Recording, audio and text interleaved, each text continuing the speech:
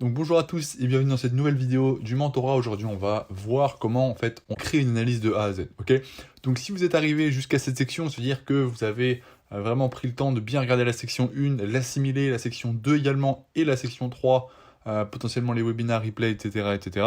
Donc c'est-à-dire que vous avez des connaissances et des bases solides, ok, sur une vision du marché d'un point de vue institutionnel et comprendre l'order flow du composite man. Ok. C'est-à-dire que vous avez un bon niveau et vous allez être apte à regarder cette vidéo. Ok.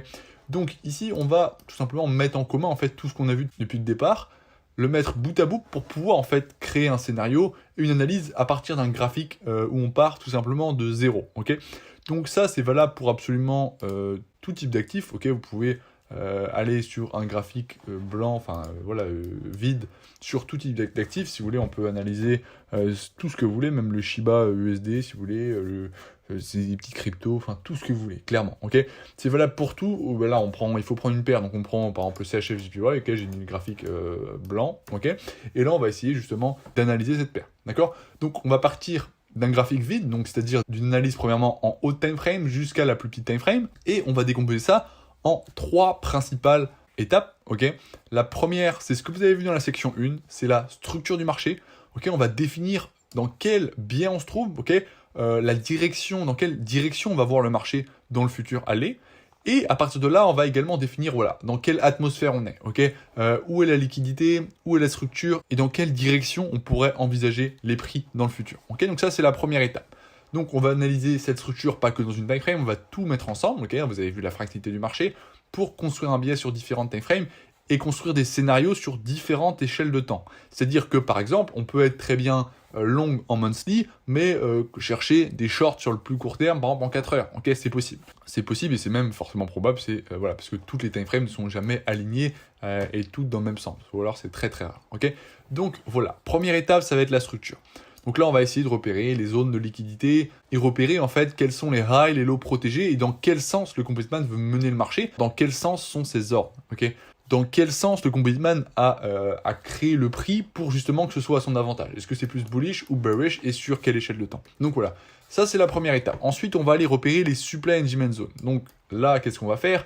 On va tout simplement, pour notre analyse, on va définir des zones qu'il a laissées sur le marché. Pourquoi? Bah, si vous avez compris, c'est la notion d'order block, de point of interest. Point of interest, c'est un order block, mais un order block n'est pas un point of interest. Il faut bien faire la nuance. Un point of interest, ça a beaucoup plus de prérogatives, notamment avoir de l'imbalance, être avec le biais, etc. Donc un point of interest, ça va vraiment être notre zone qui va nous intéresser pour pouvoir prendre position. Et donc à partir de ce moment-là, c'est cette zone qu'on va trader. Donc c'est hyper important qu'elle soit en confluence avec le biais. Okay, et donc là, on va les définir parce que le composite man, vous l'avez bien compris, pour pouvoir imprimer son order flow sur le marché, il doit laisser des ordres. Okay, chaque mouvement est égal à un ordre et il y a certains ordres qui sont à l'inverse du marché. Okay, par exemple, quand il réalise ce mouvement haussier, vous voyez, ici, il a vendu avant d'acheter. Et donc là-dedans, il y a des ordres qui nous intéressent. Et donc c'est pour ça que si par exemple on était bullish et on pronostiquait des plus hauts, pronostiqué entre guillemets, hein, je suis pas un pronostiqueur de parieur sportif, mais voilà, ça n'a rien à voir, mais c'est juste pour vous donner un mot à peu près cohérent. Donc si on s'attendait à des plus hauts, ok, ça ce serait une zone qui nous intéresserait, ok, parce qu'on sait qu'il va devoir, avant de faire des plus hauts, repasser par là, ou alors tout simplement repasser par là un jour. Ok, donc on va pouvoir définir ensuite dans quelle zone il a laissé des ordres, oui, dans lesquels il va devoir revenir pour premièrement créer la liquidité durant le chemin jusqu'à revenir sur cette zone et ensuite refermer ses ordres avant d'accumuler potentiellement ou distribuer pour donner le mouvement qu'on attend. Okay, donc ça c'est la deuxième partie, donc où on va définir nos zones, que ce soit des blocs institutionnels ou des points of interest, okay, des supply, des demand zones.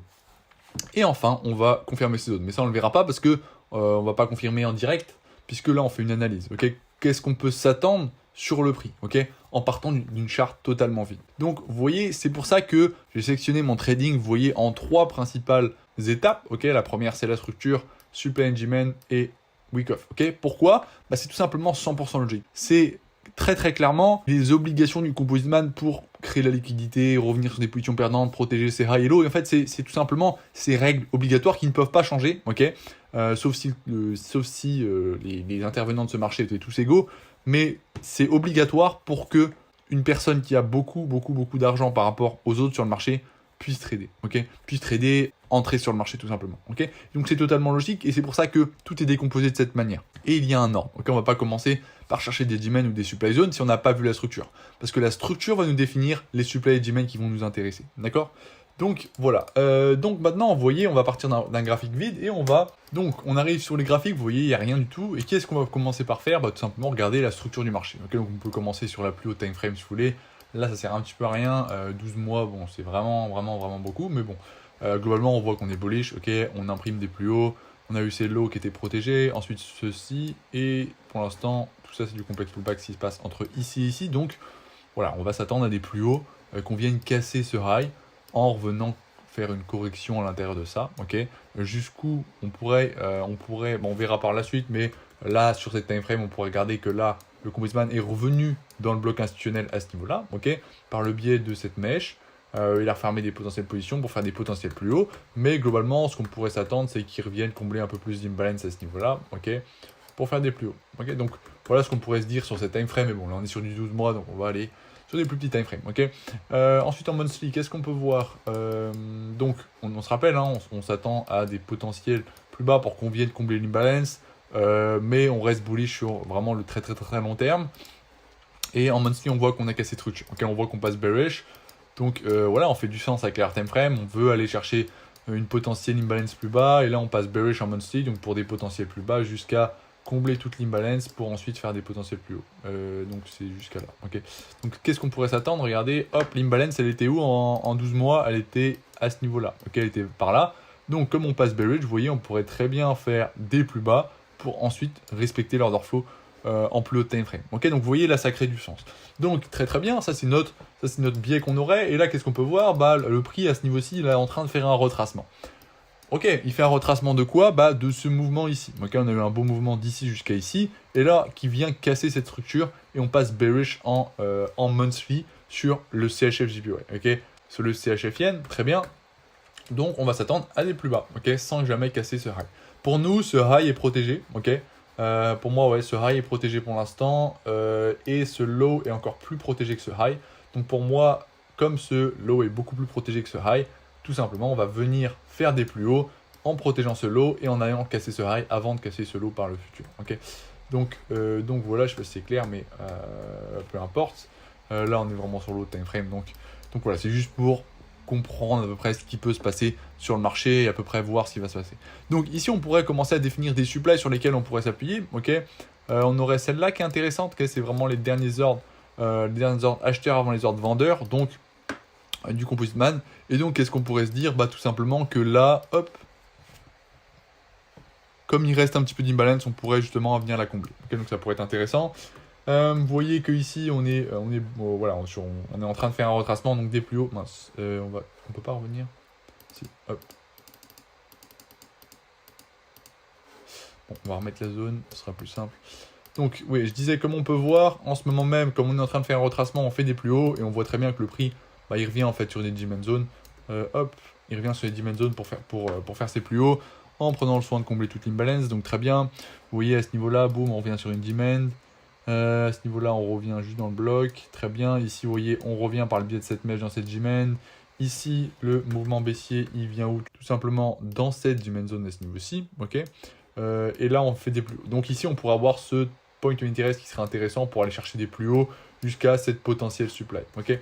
Donc vous voyez, là, on est vraiment dans la première étape. Ok, la première étape qui consiste réellement à comprendre l'environnement dans lequel on est, notre biais général, et commencer à tracer des demand, des supplies sur lesquels le prix va s'appuyer. D'accord. Et donc ici, on voit clairement qu'on va chercher à short dans cette zone, plutôt à long jusqu'à ce qu'on arrive dans cette zone, pour ensuite short avant de long quelque part par là. D'accord. Donc très bien. Hop. Ici, on pourrait donc dessiner, parce qu'on s'attend à des longs sur le plus long terme, un bloc institutionnel à ce niveau-ci, ok. Et on pourrait littéralement raffiner un point of interest. Alors là, du coup, on n'a pas accès. Hop. Nickel. Ok, donc on aurait ce bloc, ces dernières ventes avant ce long. Et ensuite, on aurait cette G-Man zone potentiellement qui serait intéressante. Ok, vous voyez, c'est ce dernier short du Composite Man. Ok, vous voyez ces derniers mouvements baissiers avant le mouvement haussier qui a créé en fait toute cette imbalance. Donc du coup, ça permettrait au Composite Man de revenir sur toute l'imbalance, qu'elle comblait toute l'imbalance à monthly, et également revenir sur ce point d'intérêt. Ok, donc voilà, on pourrait s'attendre à ça. Très bien. Sur le plus court terme, on pourrait s'attendre justement à ce que le prix revienne là-dedans, dans cette diamond zone, pour faire des plus hauts et revenir sur notre supply. Très bien. Bon, vous voyez, on est sur vraiment la très haute time frame. Vous n'êtes pas obligé de le faire parce qu'on est vraiment sur la très haute time frame. Si vous faites du scalping, ça n'a pas vraiment d'intérêt, mais c'est toujours intéressant de voir ce qu'on s'attend sur le futur.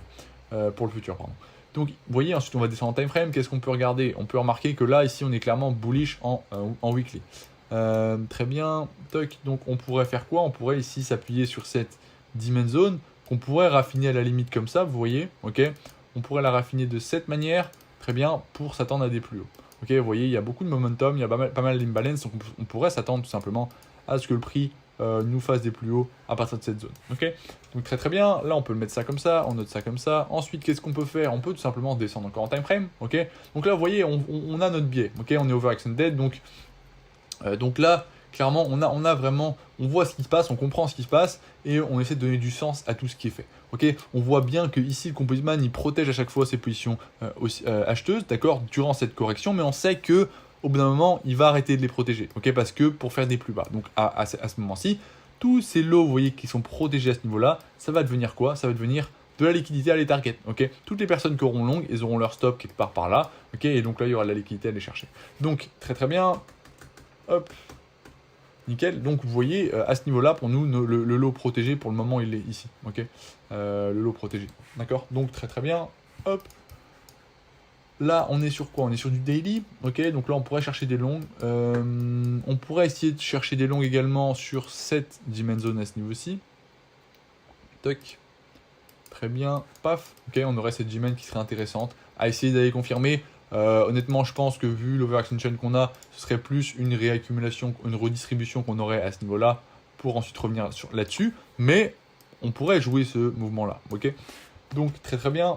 Hop, on va ensuite ensuite descendre en time frame pour voir ce qui se passe sur la plus petite time frame, pour voir qu'est-ce qu'on pourrait faire sur les marchés en ce moment même. Ok. Qu'est-ce qu'on pourrait opérer sur les marchés à ce moment T. Donc, vous voyez, ici, on pourrait déjà raffiner cette diamond zone, toc, comme ça potentiellement. Hop, vous voyez, de cette manière, ce dernier short avant le long du Composite Man, ici, ok. Vous voyez, ça nous fait une toute petite zone qui serait intéressante. Et on pourrait également essayer de chercher des longs là-dedans, d'accord. Hop. On pourrait chercher des longs là-dedans, hop, pour exploiter vraiment le momentum actuel du marché. Donc ensuite, vous verrez, on va aller sur la plus petite time frame pour voir. Alors, je n'ai pas vu encore ce qui se passe. Hop, donc on aurait cette diamond zone qu'on pourrait raffiner de cette manière. Mais vous voyez vraiment, comme là, on est vraiment bullish. On va chercher des longs, ok, on va chercher des longues et on a encore beaucoup d'espace comme vous pouvez le voir, d'accord. Donc ici on aurait des risques rewards qui seraient super intéressants si on arrive à trouver une bonne entrée. Donc là vous voyez le prix bouge plus trop. Qu'est-ce qu'on peut regarder à ce moment-ci? Là il est en train de créer des equal high, ok.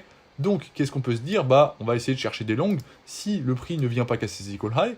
Pourquoi? Si le prix commence à retracer, ok, par là, bah, il y aura ces equal high qui sont valides et du coup, on pourra potentiellement s'appuyer sur cette diamond, ok, qui serait intéressante. C'est la plus proche du prix, elle est dans la structure actuelle.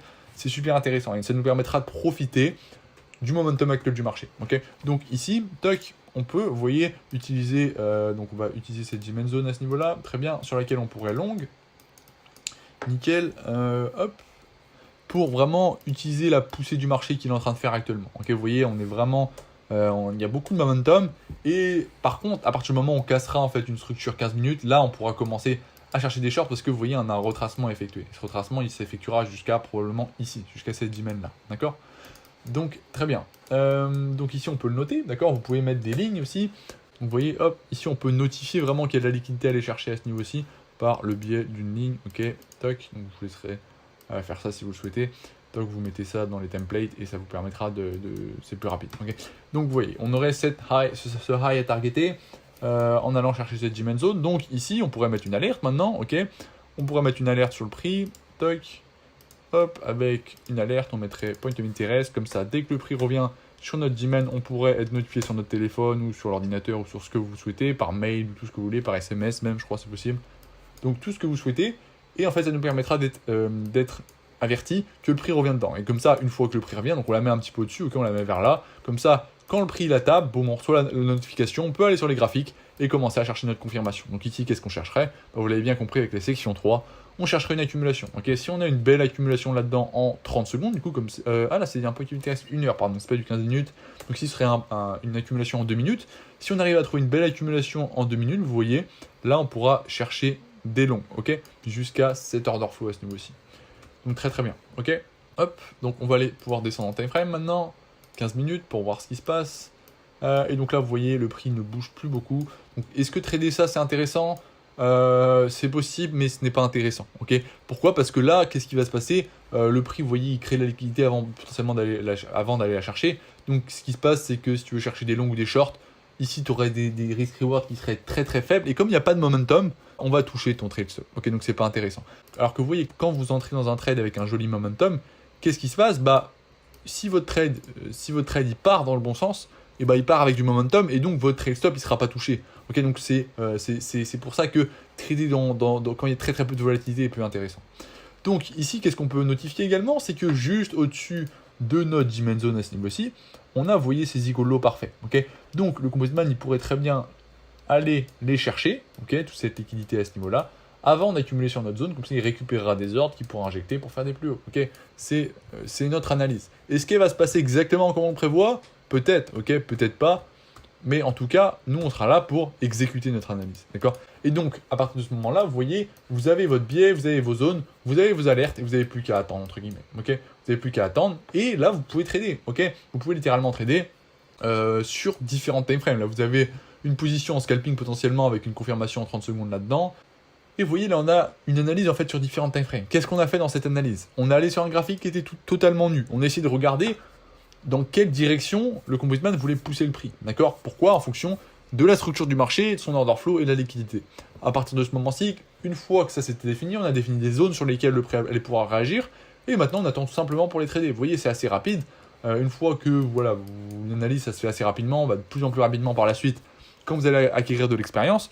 Et vous voyez que c'est pas sorcier forcément. Ok, on garde des graphiques très très propres et on se laisse.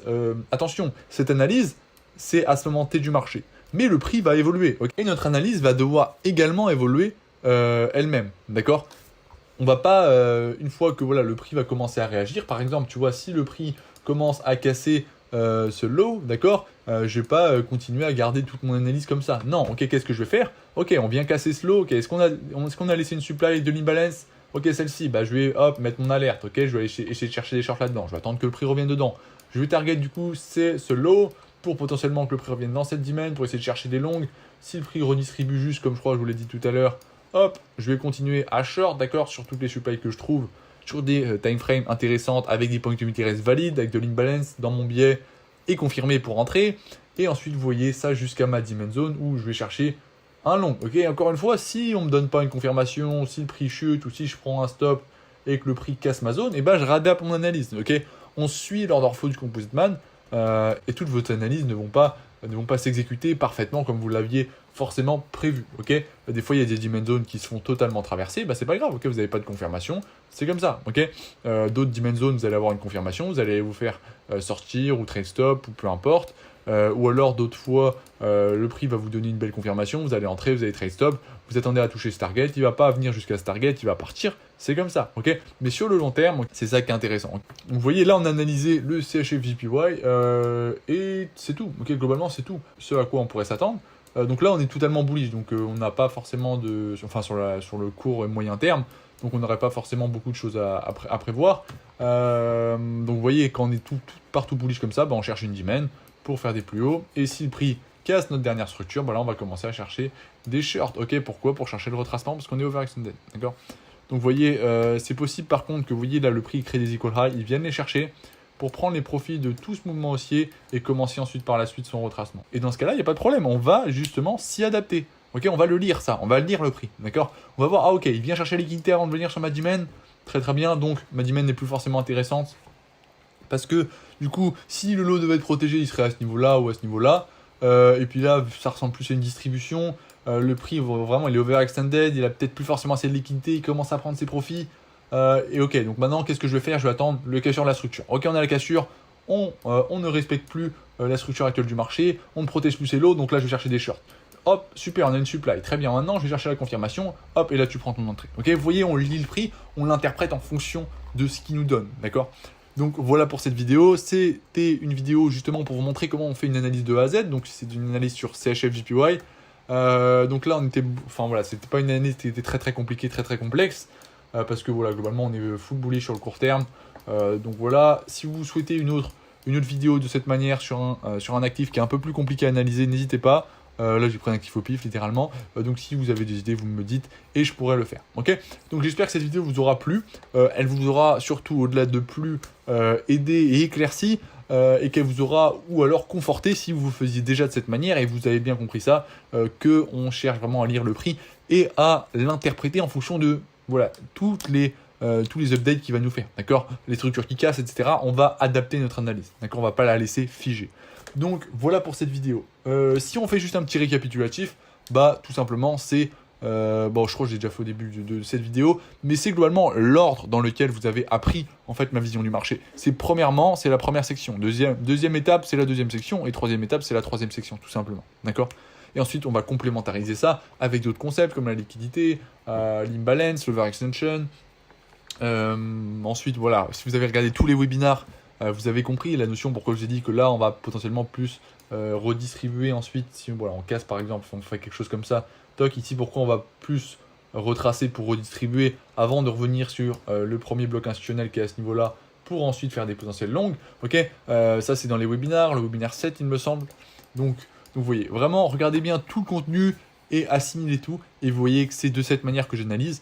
Donc voilà pour ça. Vous voyez vraiment, garder des graphiques très clean, très propres, pas trop d'informations pour vraiment que votre cerveau il soit focus sur le prix. Ok, pas trop de courbes, pas trop d'écriture de partout, pas trop de tout ça. Ok, après voilà, c'est un conseil, vous faites comme vous voulez, mais moi je vous donne ma vision du truc. Ok, comment je vois la chose. Donc voilà pour cette vidéo. J'espère qu'elle vous aura plu, elle vous aura intéressé, elle vous aura aidé. Et on se retrouve dans une prochaine vidéo de ce mentorat. Et bon apprentissage à vous.